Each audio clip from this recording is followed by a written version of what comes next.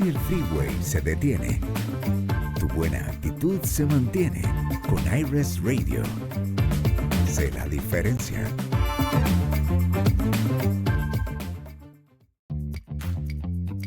Muy buenos días, bendiciones a todos. Qué alegría poder saludarles en un nuevo podcast, en un nuevo episodio de este Santo Relajo, donde siempre venimos mañana tras mañana a traer esos temas del que a todos nos interesa hablar y saber, y para poder corregir aquellas cosas que no están bien. Hoy vamos a estar hablando de aquellas frases bonitas, de aquellas frases motivadoras, de aquellos libros inspiradores, de aquellos mensajes que nosotros a veces escuchamos que nos llenan de ánimo, que nos motivan a seguir adelante, pero como que siempre estamos dependiendo de que tenemos que escuchar una frase que nos inspire para poder seguir. ¿Qué sucede con ese mensaje motivador versus el mensaje restaurador de Cristo? A veces dejamos a un lado la Biblia, dejamos a un lado la palabra del Señor por estar escuchando lo que queremos o lo que nos agrada escuchar. Y nos damos cuenta de que el mensaje motivador es temporal, pero que el mensaje de Cristo permanece. Así que queremos cuidar de su corazón y queremos que escuche esta entrevista especial que vamos a tener ese día. Alex, buenos días. Sí, muy buenos días a todos. Estamos contentísimos una vez más de poder estar pues ya en el Facebook Live y tenemos a un invitado de lujo el día de hoy, ¿verdad? Para desmenuzar este asunto sin anestesia, ¿verdad? Nos acompaña desde las bellas Islas Canarias en España el pastor Ángel Hernández, que dicho sea de paso, son los españoles más latinos que existen, creo yo. Él es el pastor de la Iglesia Cristiana Moderna y él ha venido aquí no para inflar nuestro orgullo, sino para hacernos, ¿verdad? Para ponernos los pies sobre la tierra. Y pues tenemos el placer, el gozo, la gran oportunidad de tenerlo con nosotros esta mañana. Así que bienvenido, Pastor Ángel Hernández. Es un gusto, es un placer tenerlo aquí en iRest Radio. Ya tuvimos la oportunidad de tenerlo en nuestra iglesia hace un par de años atrás. Así que bienvenido nuevamente a través de Facebook Live. Pues muchas gracias, bienvenidos a ustedes también aquí a las Islas Canarias, aunque sea por este medio, las Islas Canarias, que quien no tiene un padre en Venezuela y un abuelo en Cuba. Somos muy latinos porque, bueno, en realidad tendríamos que decir que los latinos hablan con ese acentillo canario, porque desde Canarias partió toda la, digamos, la conquista, por llamarlo de alguna manera, la colonización de toda Sudamérica, y la mayoría de la gente de conexión España-Sudamérica es a través de las Islas Canarias. O sea, hay muchísimos canarios en toda Sudamérica y este es un acento que nos caracteriza a todos, ¿no? Y también felicitarlo, pastor, por el gane de su país ayer. Sí, bueno, estuvimos celebrando la victoria bastante tiempo. La verdad que me fue complicado porque yo como pastor quería que España perdiera. ¿Y eso? Pero como español no. Ah. Quería que España perdiera porque yo tengo el culto a las 6 de la tarde y el partido era a las 8.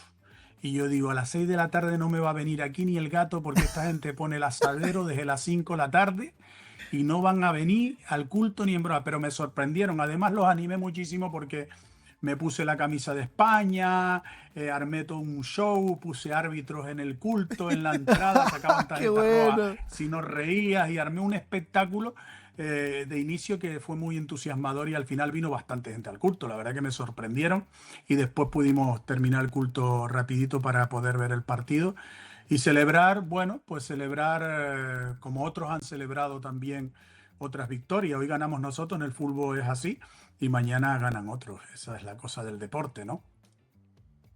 Felicidades por esa segunda estrella y nos alegramos también, ¿verdad? Que en medio de tantas cosas que han estado pasando en esta nación, ahora, ¿verdad? Pueda la gente alegrarse. Y ojalá que saludar al pastor, que no se me olvide saludar al pastor Jorge y a su equipo, a su esposa, a su familia, que no se me olvide que son para mí gente muy especial. Vamos a dar esos saludos que seguramente van a llegar a esta familia también. Y un abrazo para su iglesia también. Hoy venimos a hablar de un tema muy interesante, pastor, y es acerca de de cómo el mensaje de Cristo sigue siendo relevante en todos los tiempos. Estamos inundados de tanta información, hoy se han levantado tantos influencers, ¿verdad? Hoy cualquiera saca un libro, o nosotros mismos a veces dentro del mensaje ya estamos repitiendo más las frases que animan el corazón de nuestros oyentes que la mera palabra, porque lo que queremos es tener a la gente contenta, ¿verdad? Y no inyectamos las verdades bíblicas. Entonces nos gustaría el poder conocer, pastor, cuál es el peligro que existe en conectarnos más con un mensaje motivador que con la palabra del Señor. Bueno, lo primero hay que decir una cosa importante, que en estos últimos tiempos, en esta época, estamos viendo un montón de gente, influencer, gente famosa, hablar de la palabra de Dios, hablar de Dios, hablar de Cristo, y se ponen a hablar. Pero yo no estoy muy convencido de que ellos realmente entiendan lo que es el Evangelio, porque quieren vivir un Dios desconectado de la iglesia. Desconectado de la iglesia. Y esa desconexión de la iglesia prácticamente va en contra totalmente del Evangelio, porque Cristo nos salva para integrarnos en la iglesia, para hacernos parte de una familia, ¿no? Entonces, ese Dios que presentan los influencers, muchos influencers y muchos motivadores y coaching de este tiempo, tiene más que ver con el mercado cristiano, que está creciendo enormemente, que con un encuentro real con Jesucristo, porque yo no entiendo ningún encuentro con Cristo desconectado de su cuerpo, esa es la realidad. Y en cuanto a la pregunta de por qué nos atrae tanto, pues las frases, ¿te refieres a eso? Las frases de este tiempo, ¿no? Que nos atrae muchísimo, esas frases coaching, ¿a eso te refieres? Sí, esa frase de tú puedes, haz lo que te hace feliz, eres el dueño de tu tiempo, Sí, tu cuerpo, tu decisión. Todas esas cosas claro, que claro. empoderan a cualquiera.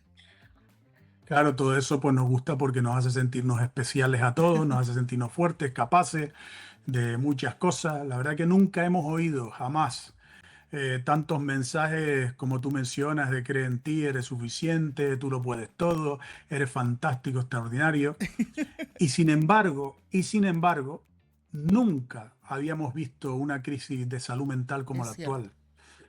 La Organización Mundial de la Salud, que tengo algún dato aquí, estima que una de cada 7 adolescentes entre 10 a 19 años padece algún trastorno mental, y que el suicidio es la tercera causa de muerte entre los jóvenes de 15 a 29 años.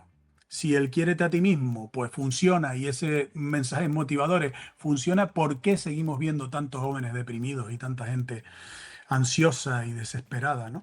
El problema del ser humano es mucho más profundo que eso, no es un problema de autoestima.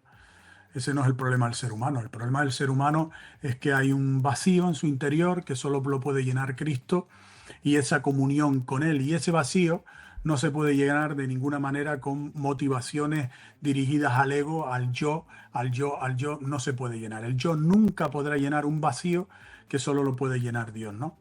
Cuando uno decide dejar de vivir para uno mismo, que es en lo que te potencia o te enfoca esos mensajes, pues cuando uno decide vivir para uno mismo, decide no dejar de vivir o dejar de vivir para uno mismo, pues se encuentra con Cristo y se encuentra con Dios. Y eso es lo que enseña Gálatas 2:20, ¿no? Ya no vivo yo, mas vive Cristo en mí. Y esta tiene que ser la filosofía de un ser humano: hacer que alguien superior a él viva en él y vivir para ese alguien superior a él. Porque cuando vives en ti mismo, lo que te encierras es en un egoísmo desmedido, ¿no? ¿Edwin? Edwin se fue a una Está en la pausa de pausa de hidratación hidratación. ahorita, Edwin.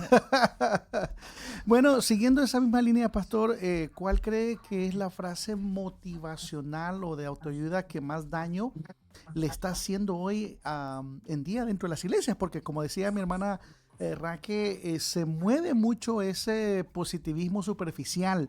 ¿Cuál sería esa frase, ¿no? que más está lastimando a la iglesia porque de repente nos desconecta de la realidad de la palabra?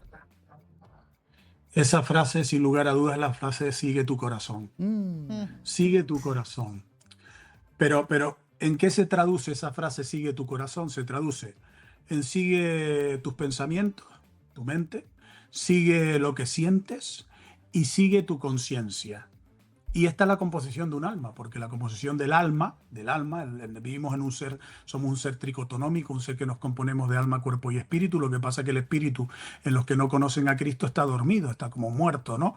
Entonces ellos solo viven de manera almática, y el alma pues produce pues pensamientos, sentimientos, y es donde se alberga la conciencia. El mundo no sabe vivir de otra manera porque su espíritu, al estar dormido, pues viven sin la voluntad. Esa voluntad que hace que nosotros podamos desde nuestro espíritu decirle no a ciertos pensamientos. Ellos no pueden decirle no a ciertos pensamientos, ni tampoco pueden decirle no a ciertos sentimientos, ni tampoco pueden no dejarse llevar de ciertos aspectos de la conciencia, porque la conciencia puede estar acrisolada, puede estar que resbala como un cristal, o acostumbrada a determinadas cosas que no están bien, por tanto no es una fuente fiable.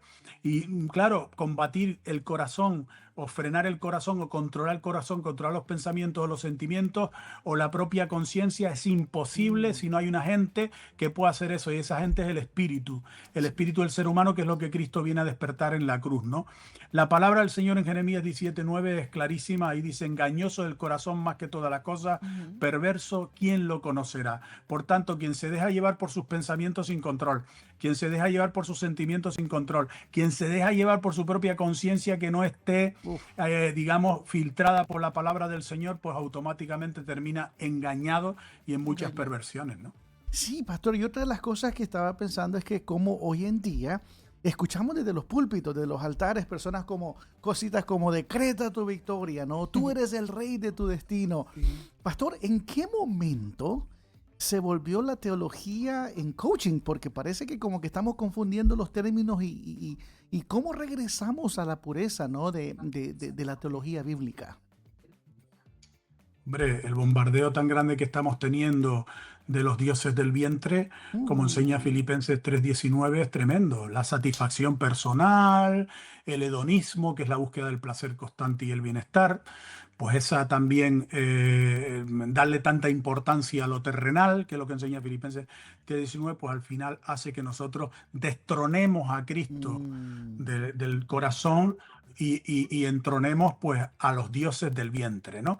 Y al final las personas se dejan llevar por eso que sienten en su interior, quieren sentir, quieren disfrutar de la vida. Lo que importa es disfrutar, lo que importa es sentir.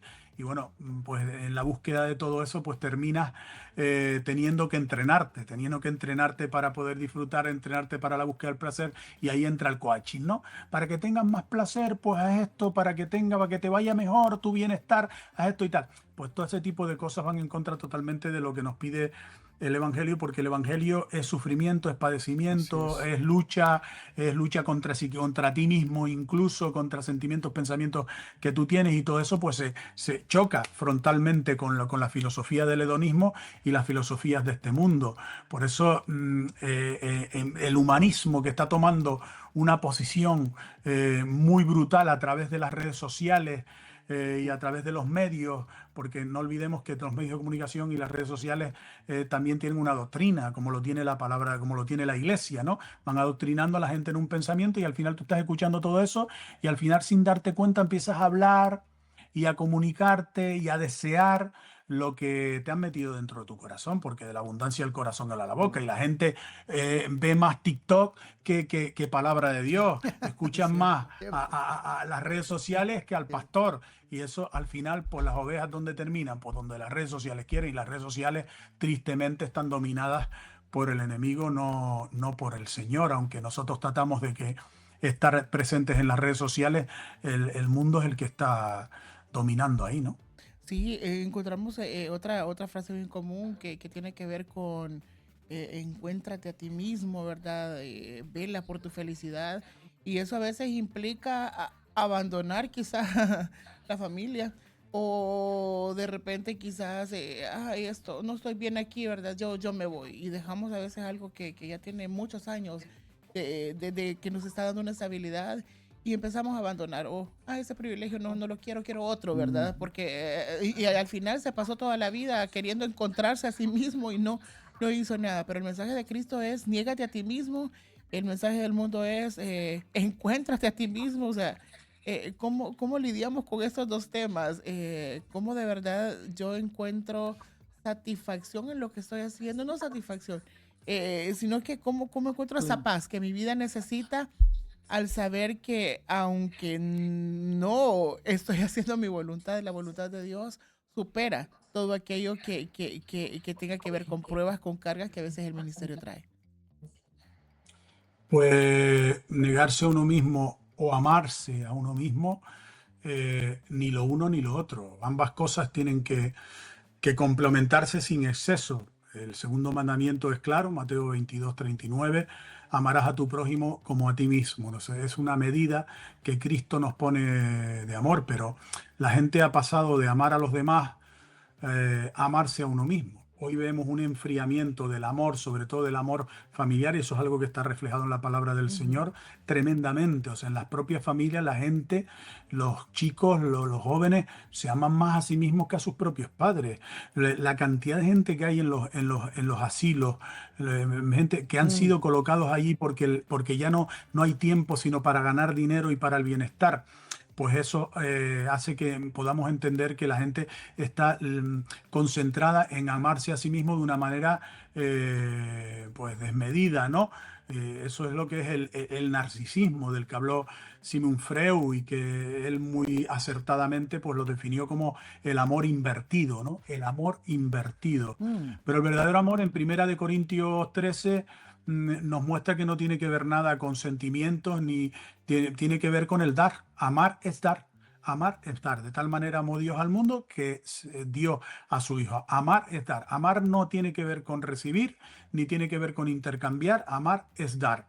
Así que debemos amarnos amando. Amar amando. Amando a los demás como nosotros nos gustaría ser amados. Y ese es el punto. Y ese es el nivel en el que que Dios quiere que nosotros vivamos, ¿no? Y creo que muchos ya, pastor, ya están como cansados de no encontrarse, ¿verdad? Ya hicieron esto, ya fueron a su retiro de meditación, practicaron todos los que yoga, que esto, que lo otro, todo lo que a todo le hicieron caso, pero se dan cuenta que nada les ha funcionado para tener esa paz y esa tranquilidad que el Evangelio de Cristo da.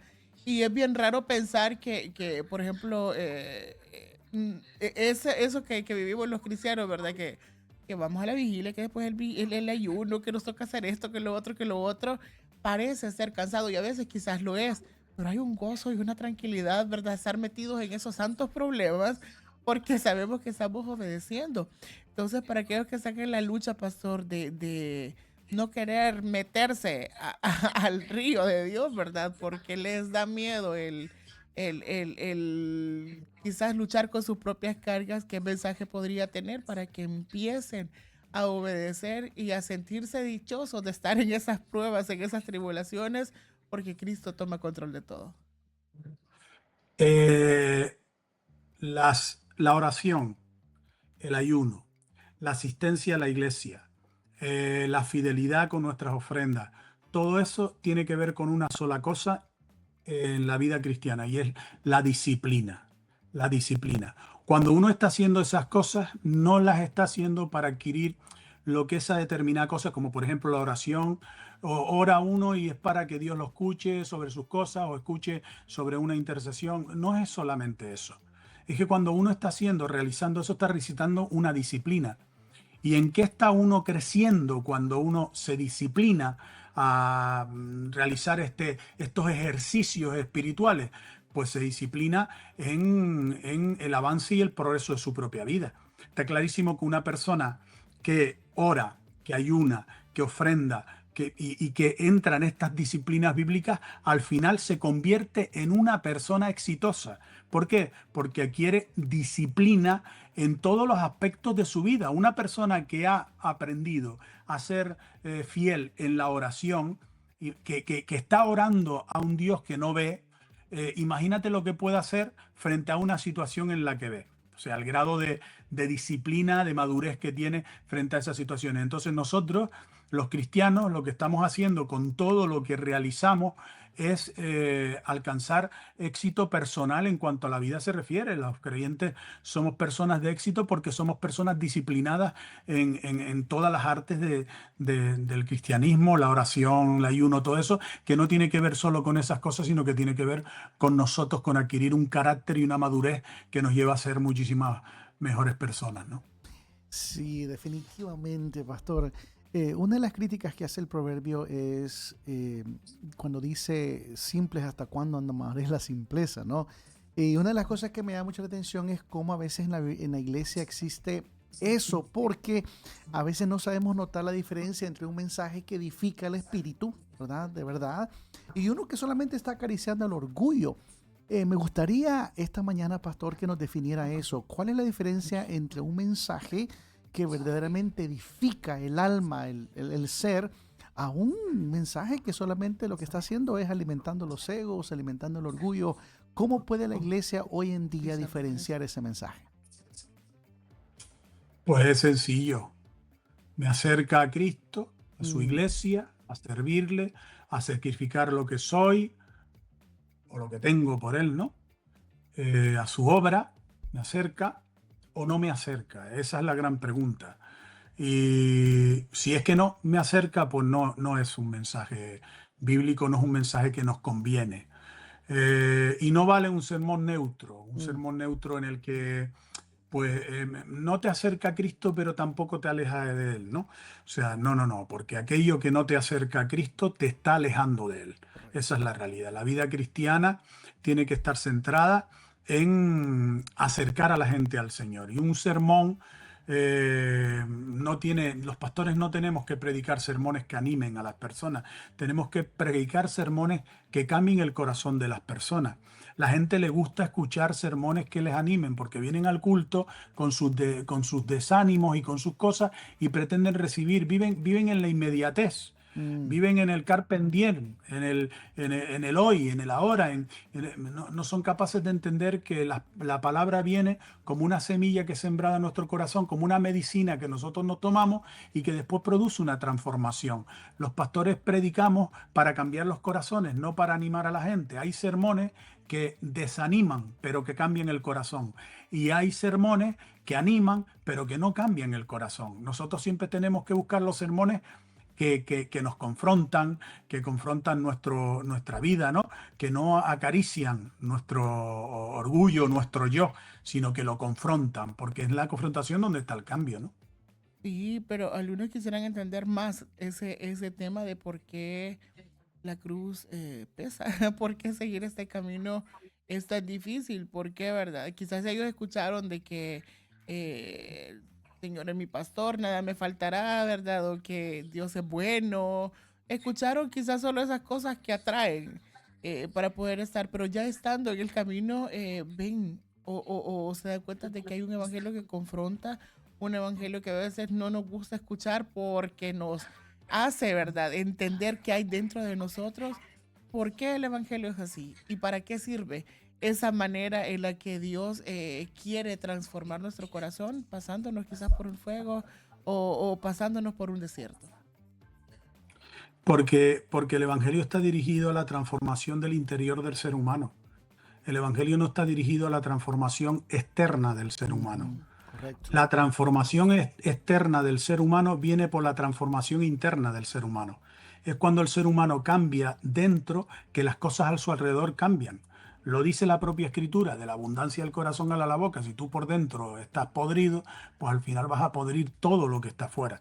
En la escritura es clara, dice las raíces de amargura que brotan y perturban y contaminan a muchos. O sea, nuestra vida o bendice o contamina, Ujú. o levanta o arruina. Entonces, ¿qué pasa? Que nuestro entorno está como está nuestro interior. La palabra del Señor es clara, o sea, el hombre, su exterior es el reflejo de lo que hay dentro de su interior. Entonces, el Evangelio está dirigido a la transformación interna. Hay gente que no se deja transformar por dentro, que lo que quieren es que se lo solucione el problemita por fuera. A mí, como se soluciona el problemita por fuera, claro, es como alguien que no sabe utilizar una herramienta determinada y se le pone una herramienta nueva y otra ya sigue estropeando. Es como aquella de los matrimonios, ¿no? Que le dio un matrimonio y otro y otro y ya lleva por 6 matrimonios y la cosa sigue igual. ¿Por qué? Porque no había una transformación interior, porque el problema está en nosotros. Nosotros tenemos que concentrarnos en nosotros mismos, en la transformación de nuestro interior. Y todo lo que sucede fuera de nosotros tiene que ver con una transformación interior, las pruebas, los sufrimientos, todo tiene que ver con una transformación, pero nosotros tenemos la visión siempre puesta en lo de afuera. y no en nosotros. Nunca nos preguntamos, esto que me está pasando malo, ¿qué es lo que quiere cambiar dentro de mí Dios? Y cuando nosotros nos enfocamos en nosotros y que transformarnos por dentro, cuando se produce esa transformación, lo de afuera cambia, se fuerza a cambiar, se fuerza a cambiar. La familia, el hogar, el matrimonio, las relaciones matrimoniales. Cuando cambiamos nosotros, cambia la relación matrimonial, cambia la relación familiar, cambia el entorno laboral, cambia todo, cambia la actitud, cambia el entorno, lo transformamos el entorno. O sea, lo importante es enfocarnos en el interior, ¿no? Definitivamente, pastor, pero una de las cosas también que estaba pensando con todo esto que estaba mencionando, porque es importante, creo yo, tocar un poquito más ese botoncito, y es que la transformación duele, ¿verdad? No es algo que, porque muchos tienen esta utopía del evangelio que, mire, si usted acepta a Cristo, si usted viene al Señor, si usted viene a la iglesia, Dios le va a solucionar todos los problemas de la vida, Dios le va a solventar todas sus necesidades. Pero sí, pero en realidad es que el evangelio tiene que ver con llevar la cruz. ¿Cómo se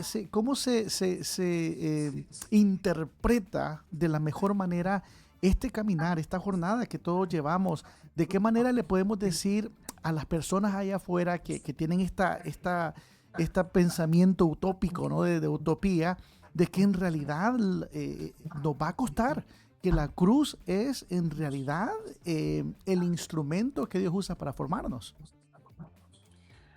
Si queremos una transformación real de nuestra vida, nosotros tenemos que entender que Dios es un médico, pero cuidado, porque hay varios tipos de médicos. Está el médico de cabecera o el médico de familia, ¿no? Ese que tú llegas y te receta una pastillita, te receta una pomadita para tu herida, pero Dios no es un médico de cabecera, Dios es un médico cirujano. O sea, cada vez que hablamos con el Señor, entramos en quirófano. O sea, entonces no es lo mismo que tú le digas a una persona, mira, esto con una pomadita o con unas pastillas o con este tratamiento se te va, a que le diga, te tengo que meter en quirófano. Y tengo a veces que anestesiarte con mi espíritu para poder entrar a profundizar en la herida, abrirla y sanarte. Dios es un médico cirujano, no es un médico de cabecera. Entonces la transformación de nuestras vidas duele, porque esa transformación pasa por un quirófano con un médico cirujano que abre la herida y que hace que sangre y se mete en la profundidad donde está la raíz del problema.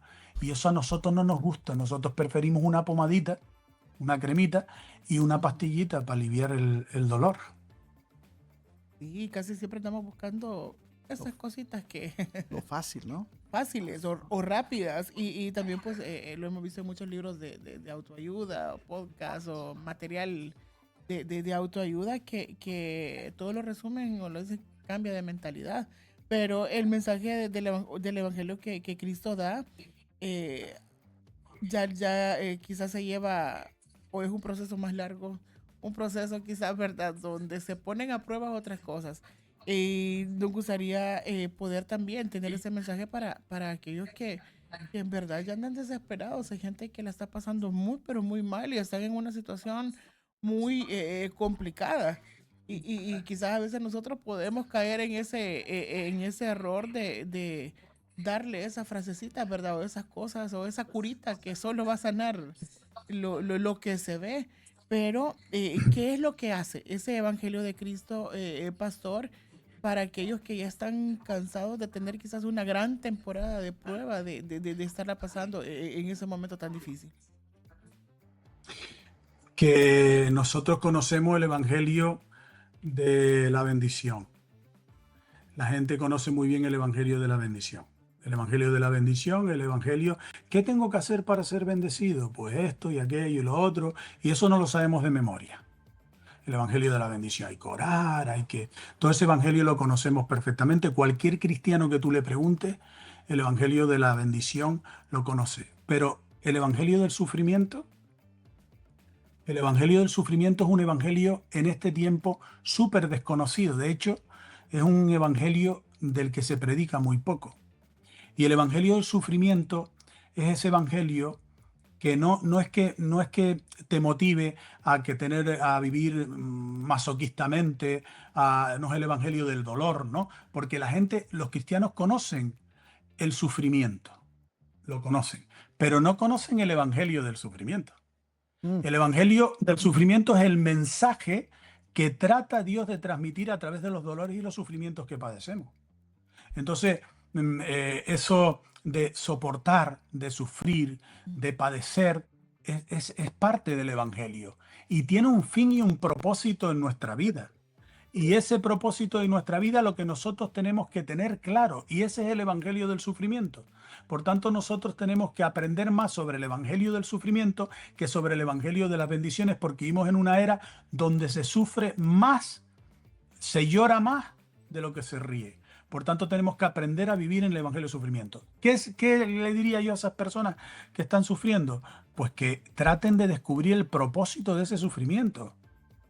Que a veces incluso vivir en ciertos sufrimientos nos ayuda para bien, como el apóstol Pablo, que pidió que se le quitara esa debilidad y ese sufrimiento que él tenía con ese aguijón en la carne, y el Señor le dijo: bástate mi gracia, porque ese aguijón en la carne es precisamente lo que mantuvo a Pablo en la humildad que necesitaba para liderar pues la iglesia, ¿no? Y para que su ministerio tuviera éxito, que era lo que él tenía como prioritario, ¿no? Entonces nosotros queremos una familia bendecida. Le hemos pedido al Señor ciertas cosas que son prioridad dentro del evangelio. Bueno, esas ciertas cosas, para obtenerlas, para alcanzarlas, para mantenerlas, a lo mejor se necesita un nivel de sufrimiento y de padecimiento del que nosotros no estamos dispuestos a pasar. Entonces nos podemos ir olvidando de los objetivos que tenemos como cristianos, ¿no? Entonces, si nosotros tenemos un objetivo determinado, hay que aprender que las cosas en el Señor se alcanzan a veces con niveles de sufrimiento y de padecimiento importantes. No hay una cruz sin un calvario. Wow. Y no hay una victoria ni una resurrección sin una muerte dramática, torturosa, horrible. Y eso es una realidad que nosotros tenemos que vivir. Y la palabra es clara con respecto a eso. Todavía faltan muchos de los padecimientos de Cristo, que los tiene que vivir la iglesia que somos cada uno de nosotros. Nosotros tenemos que estar dispuestos a padecer algo de los padecimientos que Cristo obtuvo si queremos la victoria de la resurrección en nuestras vidas. Porque lo importante de todo esto y el enfoque que nosotros tenemos que tener es la salvación de las almas, la salvación de nuestra propia alma y la salvación del entorno en el que estamos. La gente a veces piensa que el evangelio del sufrimiento no evangeliza, pero no hay nada más evangelizador que una persona que está sufriendo, que está padeciendo y sigue siendo fiel. Una persona que vive bendecida pues muestra que Dios es bueno. Pero una persona que vive sufriendo y a pesar de eso se mantiene firme en Cristo, ¿sabes lo que muestra? Que Dios es suficiente. Oh, wow. Y si Dios es suficiente, no hay nada más en este mundo. Y eso es lo que atrae a la gente. Un Dios que es suficiente, ¿no? Entonces, bueno, pues tenemos que aprender a vivir en ese padecimiento, ese sufrimiento que pasamos todos y esas pruebas que son duras y difíciles porque tienen un propósito grandioso en nuestra vida. Qué responsabilidad tan grande Sí. tenemos, ¿verdad? A la hora de predicar y de enseñar la verdad. ¿Qué mensaje podríamos dar, pastor, nosotros como personas que queremos evangelizar a aquellos que están sufriendo a la hora de presentar a Cristo no solo como el Salvador, ¿verdad? El que va a arreglar las situaciones que están pasando, sino de presentarlo como Señor? ¿Qué le decimos a esas personas? ¿Qué implica el que ellos acepten al Señor o a que acepten a Cristo también como Señor de sus vidas? Dejar la hipocresía. Somos hipócritas a la hora de evangelizar. Vamos con todo me va de maravilla, estoy estupendo, todo es genial, yo tengo una vida maravillosa. Eso es mentira. Eso es mentira. Todos llevamos una cruz. Cargamos una cruz y hay que mostrar la cruz. Hay que mostrar nuestro padecimiento y nuestro sufrimiento, que es lo que atrae a la gente a Cristo. Decirle, mira, yo también he pasado por esa situación. Porque si te das cuenta, la gente con la que nos conecta Dios son gente casi que ha vivido las mismas experiencias que nosotros. Son nuestros oikos, nuestro entorno, nuestros parientes y amigos más cercanos. Han vivido casi las mismas experiencias, las mismas preocupaciones a nivel político, a nivel familiar, casi lo mismo. Y cuando nosotros mostramos que estamos viviendo en esa realidad y que vivimos un sufrimiento, un padecimiento, que a lo mejor en la infancia sufrimos aquello y lo otro, y mostramos esta verdad, mostramos nuestra cruz. La gente dice, ¿cómo es posible que esta persona haya vivido, experimentado lo mismo que yo he vivido y se mantenga ahí en el Señor, alabándole, buscándole? Y esto es lo que atrae a la gente al Evangelio, la verdad, nuestra verdad. No ir con un evangelio falso de todo es maravilloso, todo estupendo y aquí todo genial. Eso es falso. ¿Qué? Aquí es duro, es difícil, es sacrificio, es esfuerzo y a veces son muchas lágrimas. Los cristianos perdemos hijos. Así es. También se nos mueren los niños. A los cristianos también nos entra cáncer. Los cristianos también perdemos seres queridos de manera dramática y difícil. Los cristianos a veces también nos preguntamos ¿dónde está Dios? Y tenemos nuestras dudas y nuestras incertidumbres. Mostrar esta realidad nos hace más cercanos. Nos convierte en lo que Cristo se convirtió, en el Dios hombre. Y nos convierte en personas. Dejamos de ser tan divinos para convertirnos en más humanos. Y eso nos acerca a la gente. Y cuando esa realidad se muestra, la gente se acerca a Jesús porque le ve a Cristo más cercano. Más cercano a nuestra necesidad. ¿Y qué necesidad más grande hay de ese mensaje hoy en día, pastor? Porque pues es un mensaje que ya no se predica desde los púlpitos, ¿no?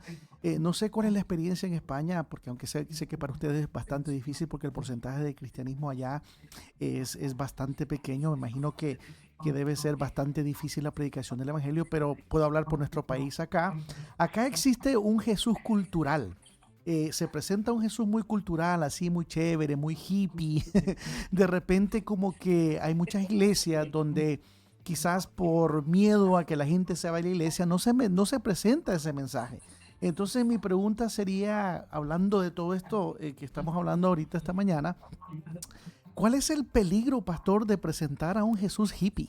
¿Cuál es el peligro de presentar a un Jesús que solamente es mi amigo, es mi chero, es mi compañero, mi compadre? ¿Cómo afecta ese tipo de mensaje a la iglesia contemporánea? Que al final tenemos un Jesús a medida. Nos fabricamos un Jesús falso a medida. O sea, creemos y hay gente que cree de esa manera, que Jesús está adaptado a su vida. Y creen que Jesús le va a favorecer en todas sus causas. Es el amiguete, ¿no? El amiguete con el que yo salgo, voy, y ese amigo siempre me dice cosas bonitas. Ese amigo siempre me apoya, siempre está conmigo. Es la frase típica de los cristianos. Dios siempre está conmigo. No, señor. Hay veces en las que Dios marca distancia. Y hay veces en las que Dios te deja solo. Wow. Siempre está contigo, pero crea una distancia. Y hay veces en las que Dios guarda silencio. 400 años de silencio con Israel. Wow. Entonces, de amiguete nada. El amiguete tú lo llamas y te coge el teléfono enseguida. Dios a veces lo llama y no te coge el teléfono. Entonces, Dios no es un amigo. Es un amigo porque quiere para que entendamos humanamente ese grado de relación en cuanto a abrir nuestro corazón. Pero Dios, si es amigo, deja de ser Dios. Aunque Él se muestra como amigo, pero no debemos de olvidar que Él es Dios. Él es Rey, es Señor. Y entonces, aunque tenga un grado de amistad con nosotros y quiera ser nuestro amigo en esa relación, Él nunca pierde lo que realmente Él es, que es Dios, es Rey, es Señor y gobernador de nuestra vida. Es un amigo Señor, no es un amigo solamente. Es amigo Señor, que quiere gobernar y reinar sobre nuestra vida y que hagamos lo que Él dice que tengamos que hacer, no el consenso de la amistad, no, lo que Él dice que tenemos que hacer, ¿no? Y aún, ¿verdad? Ese Señor, ese Rey Todopoderoso, vino a mostrar el amor por los demás, vino a ser servido. Lo hemos visto, por ejemplo, en ese mundial, ¿verdad? De que aquellos grandes futbolistas que no lograron trabajar en equipo, que no les sirvieron de ejemplo, ¿verdad? O como buenos líderes no lograron mucho, pero aquellos que lograron involucrarse a todos, que el esfuerzo del capitán estuvo siempre siendo el ejemplo para los demás lo seguían.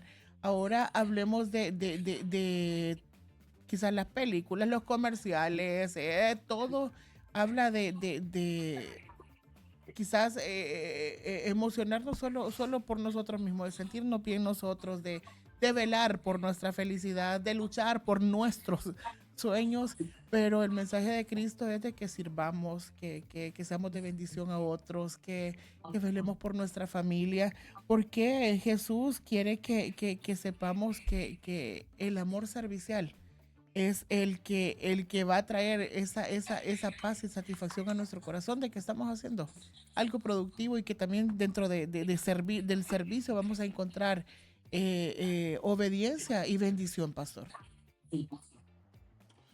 Hombre, nosotros tenemos que entender que todos los mensajes que se están transmitiendo en el mundo tienen un objetivo. Y el objetivo es levantar el gran ejército de Satanás. Si nosotros leemos en 2 de Timoteo 3, que lo voy a leer, lo tengo aquí delante. 2 de Timoteo 3:1 dice: también debes saber esto, que en los postreros días vendrán tiempos peligrosos, porque habrá hombres amadores de sí mismos, 1, avaros, 2, vanagloriosos, 3, soberbios, 4, blasfemos, 5, desobedientes a los padres, 6, primer 6. Sigue, ingratos, 1, impíos, 2, sin afecto natural, 3, implacables, 4, calumniadores, 5, intemperantes, 6, segundo 6, crueles, 1, aborrecedores de lo bueno, 2, traidores, 3, impetuosos, 4, infatuados, 5, amadores de los deleites más que de Dios, 6, que tendrán apariencia de piedad, pero negarán la eficacia de ella. A estos evita, dice el Señor. Por tanto, lo que vemos con las películas, con internet y con todo, es una preparación de Satanás para el ejército de humanos más peligrosos que jamás haya tenido la humanidad. Aborrecedores de lo bueno, implacables, traidores, sin afecto natural. El afecto natural es el amor entre padres y hijos, esa obligación que tenemos de tener afecto. Eso va a desaparecer por completo. Vamos a vivir en un mundo tan peligroso que si nosotros los cristianos no nos fortalecemos en el Señor, es muy difícil que podamos permanecer. Wow, y ese es un, como dice es un warning, ¿no? Es como una luz en el tablero que todos tenemos que mirar y estar muy, pero muy apercibidos de esta realidad. Yo creo que bueno, por lo menos yo esta mañana he sido muy, muy, muy bendecido con todo lo que hemos estado hablando, porque este es un mensaje que no es muy popular, pastor. La verdad que a la gente no mucho le gusta. De hecho, cuando se empieza a hablar de la cruz, se empieza a hablar de este tipo de mensajes, hay como un sector de la iglesia, ¿no? Que como que lo rechaza, como que lo aparta, como que de repente no se sienten muy identificados con esta realidad. Y yo quiero agradecerle esta mañana por ser tan directo, por hablar como dicen, como son las cosas. Y una de las cosas que esta mañana también le quisiera pedir, pastor, es ¿cuál es ese mensaje? Si hubiera un mensaje para la iglesia de hoy, ¿cuál sería el mensaje más importante para la iglesia de hoy, para el aquí, para el ahora? Digamos, con respecto a lo que está por delante. ¿Cuál sería ese mensaje que hoy la iglesia necesita saber, ¿verdad? Los que están tanto aquí en Norteamérica, en Europa, ¿cuál es ese mensaje que la gente necesita saber a cabalidad? Que vienen tiempos de sufrimiento. Vamos a sufrir y estamos sufriendo mucho. No es por nosotros solo, por el entorno, por lo que estamos viendo, por las propias familias, los jóvenes, los niños. Si yo cada vez que pienso en los niños y en los adolescentes digo, Dios mío, los que le toca vivir a esta gente, ¿no? O sea, no, el mundo se ha radicalizado y vivimos tiempos muy duros. Por tanto, tenemos que aprender a manejar el sufrimiento, a manejar el dolor, a manejar el padecimiento. Es tiempo de enseñar a la iglesia a sufrir, de enseñar a la iglesia a padecer, de enseñar a la gente a manejar el dolor en el hogar, en las familias y en todo esto. porque si no, la gente va a vivir en un engaño terrible, y yo creo que el mensaje está claro. El mundo se está poniendo patas arriba totalmente, y la iglesia tiene que ser entrenada en el evangelio del sufrimiento, ¿no? Y aunque todo eso no nos gusta escucharlo y menos vivirlo, pastor, ¿cuál es la recompensa de ese sufrimiento, de llevar esa cruz, de pasar por ese tormento confiando en el Señor, o ese proceso doloroso de confiar en el Señor? ¿Qué es lo que le espera a un cristiano que es obediente y atraviesa todas las situaciones que este mundo o las consecuencias del pecado atraen, pero lo hace obedeciendo al Señor? ¿Qué le espera a un cristiano? La mirada tiene que estar puesta en la eternidad, y la muerte tiene un mensaje claro. La muerte de un ser querido, de un niño, de lo que sea, siempre transmite el mismo mensaje. No puedes disponer de la vida. Por tanto, la vida es una neblina que pasa. Hoy estamos hablando nosotros tres y mañana cualquiera de nosotros puede fallecer y no estar. Esa es una realidad, al minuto, por cualquier circunstancia. La pregunta es, ¿qué estamos llevando a la eternidad? Porque la eternidad es para siempre. La eternidad no es vivir en un futuro, ni vivir alejados de un pasado, es vivir un presente para siempre, o sea, es para siempre. Y en ese para siempre, ¿cómo vamos a vivir? Porque aquí sabemos vivir, todo el mundo se prepara para vivir bien en esta vida. Tener un coche, una casa, todo el mundo se prepara para vivir bien aquí. Pero te estás preparando para vivir bien en la otra vida, porque los sufrimientos y los padecimientos de esta vida tienen una recompensa en la eterna.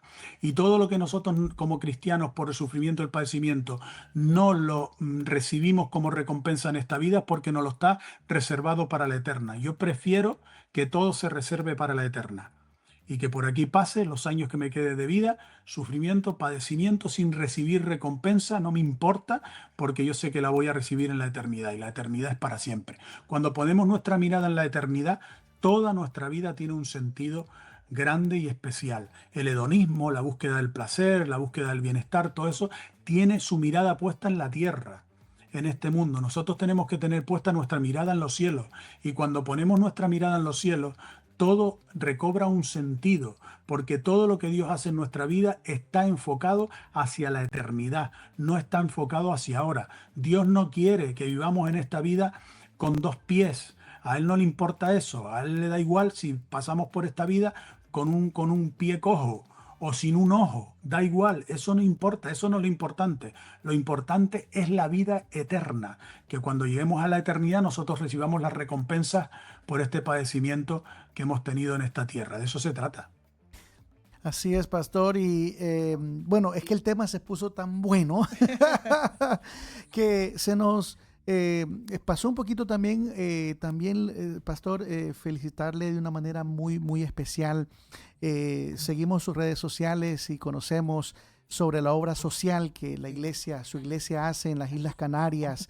Sabemos del guaguaceo que tienen, la casa de acogida, el comedor social, el reparto de alimentos, ropero social, el albergue social, o sea, tantas cosas que ustedes están haciendo por el Señor, que están demostrando que Jesús no solamente se predica, no solamente se habla, sino que se acciona, ¿verdad? Somos la extensión de las manos de Dios, somos la extensión de sus pies, somos la extensión de su corazón en esta tierra, y lo están demostrando de una manera pero excelente ahí en su iglesia. Antes de irnos, pastor, ¿por qué no nos habla unos minutitos ahí acerca de toda esta obra que ustedes hacen? Que los que nos están viendo puedan seguirles en redes sociales y puedan también bendecir a Dios por lo que ustedes hacen allí en su amada isla. Bueno, tenemos que entender que la obra social es el arado que mueve la tierra y la oxigena.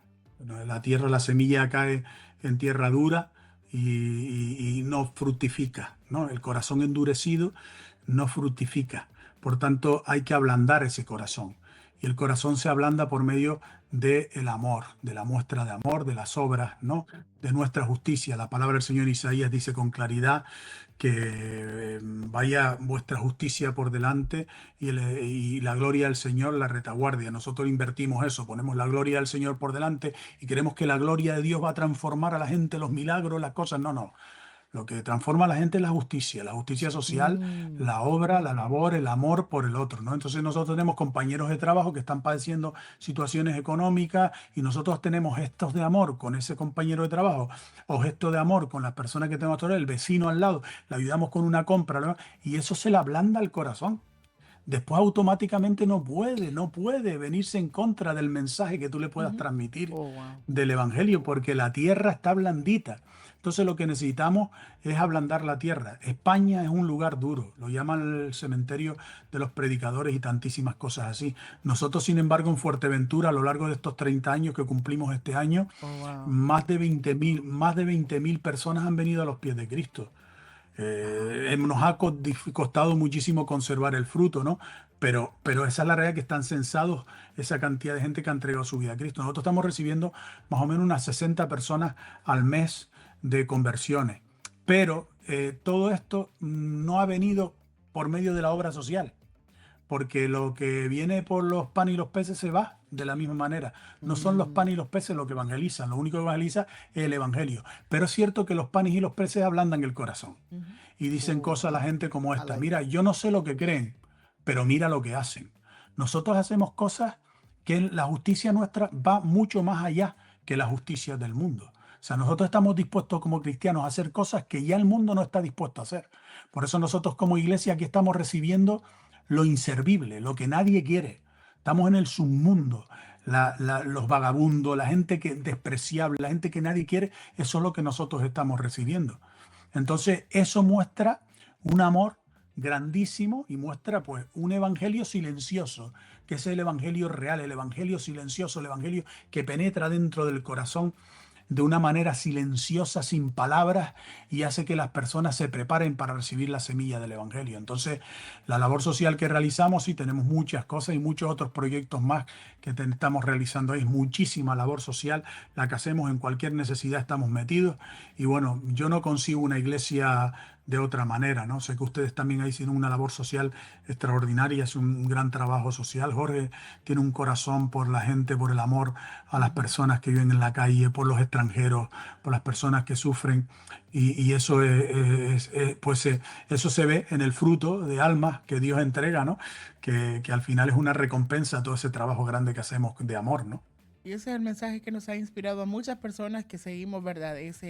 Esa labor o esa tarea que Cristo hizo de amar genuinamente a las personas y de poder acogerlas también, ¿verdad? Para que puedan encontrar esa paz que nosotros hemos conocido también. Pastor, gracias por tomarse este tiempo de compartir con la audiencia de California y todos los que están viendo este podcast. Que sigan disfrutando esa segunda Copa de España, y próximamente también lo esperamos en el podcast. Un abrazo para su familia, para su iglesia, y a todos los que estuvieron pendientes también de la transmisión del episodio de hoy. Muchas gracias. Así que, Pastor, fue una bendición haber compartido con usted. Igualmente ha sido para mí un placer. Ustedes los tengo muchísimo en mi corazón. He pasado momentos con ustedes ahí extraordinarios, magníficos, de familiares muy especiales que están en el recuerdo grande de nuestra familia. Y gracias por permitirme compartir pues cositas que uno va aprendiendo, y también aprendiendo de ustedes, ¿no? Que tienen mucho para dar, ¿no? Que Dios les bendiga, ha sido un placer, grandemente. Muchísimas gracias, Pastor. Bendiciones a ustedes, su familia, a toda su iglesia. Bye, Que tengan un lindo hasta la día. próxima. Bendiciones.